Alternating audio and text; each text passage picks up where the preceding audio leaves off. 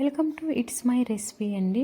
ఇది మంచి గుమ్మడికాయతో పులుసు అండి. ఇలా చేసుకుంటే చాలా టేస్ట్గా ఉంటుంది. ఒకసారి మీరు ఇట్లా తయారు చేసి చూడండి. దీనికి కావాల్సిన పదార్థాలు: ఆయిల్, ఆవాలు, కొంచెం మెంతులు, 2 ఎండుమిరపకాయలు, ఆనియన్స్ పెద్దవి తీసుకోండి, రెండు గడ్డలు కోసుకోండి. ఇవి కొంచెం లైట్గా గోల్డ్ కలర్కి వచ్చేదాకా మనం వేయించుకోవాలి. చూడండి, ఈ కలర్కి వస్తే సరిపోతుంది. దీంట్లోకి కొంచెం కరివేపాకు, మళ్ళీ ఆనియన్ ఒక చిన్న గడ్డ మనం ఈ విధంగా కోసుకొని మళ్ళీ ఆనియన్ అనేది వేయాలండి. ఇది మంచి గుమ్మడికాయ అండి. నేను ఈ సైజు ముక్కలు అనేది కోసుకున్నాను. ఈ విధంగా కోసుకుంటే సరిపోతుంది. మనకి ముక్క కూడా చెదరకుండా బాగా వస్తుంది. ఈ విధంగా కోసుకోవాలి. ఇప్పుడు ఇవి తీసుకొని దాంట్లో వేసేసుకుందాము. ఇవన్నీ వేసేసుకొని, అసలు మంచి గుమ్మడికాయ తింటే చాలా మంచిదండి. చాలామంది తినరు, కానీ తింటే చాలా మంచిది. మంచి గుమ్మడికాయ అనేది తినాలి. ఇప్పుడు మనం ఇదంతా బాగా కలిపేసుకోవాలి. కలిపేసేసుకొని ఒక 10 నిమిషాలు అనేది మనం దీన్ని మగ్గనివ్వాలండి. నేను ప్లేట్ పెట్టి సిమ్లో పెట్టి మగ్గనిస్తున్నాను. చూడండి, 10 నిమిషాలు మగ్గనిచ్చాను.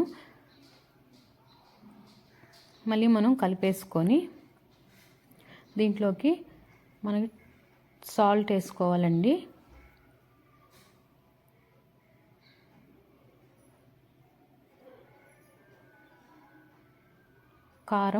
కారం అనేది నాకు 2 స్పూన్లు వేసానండి. నేను కారం అనేది కదా మీ టేస్ట్ని బట్టి వేసుకోండి. నాకైతే 2 స్పూన్లు పట్టింది. కొంచెం పసుపు. ఇవి బాగా కలుపుకొని వీటిని కూడా బాగా మగ్గనివ్వాలండి. మగ్గనిస్తేనే మనకి కూర అనేది చాలా టేస్ట్ వస్తుంది.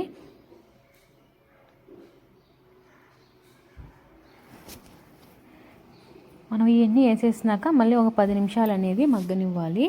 చూడండి, నేను ఇప్పుడు బాగా ఉడకనిచ్చాను. ఇప్పుడు దీన్ని మనం కలిపేసేసుకొని, కొంచెం వాటర్ కూడా మనం వదిలేసింది కదా.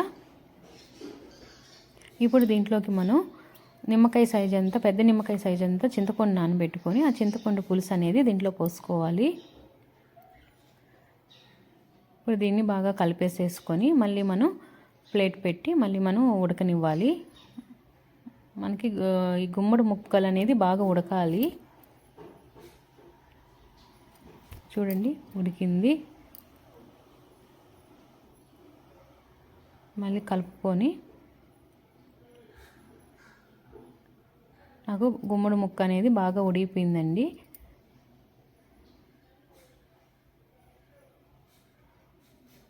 చూడండి, ముక్క అనేది చెదరకుండా ఎంత బాగా వచ్చిందను. ఈ సైజులో మనం కోసి పెట్టుకుంటే బాగుంటుంది. నాకు కొంచెం సాల్ట్ తగ్గింది. నేను సాల్ట్ అనేది వేసుకుంటున్నాను. ఒక చిన్న సైజు బెల్లం ముక్క తీసుకొని దాంట్లో వేసేయండి. ఈ పులుసు అనేది కొంచెం తీయగానే ఉంటుందండి. తీయగా పుల్లంగా ఉంటుంది. చూడండి, ఉడికిపోయింది.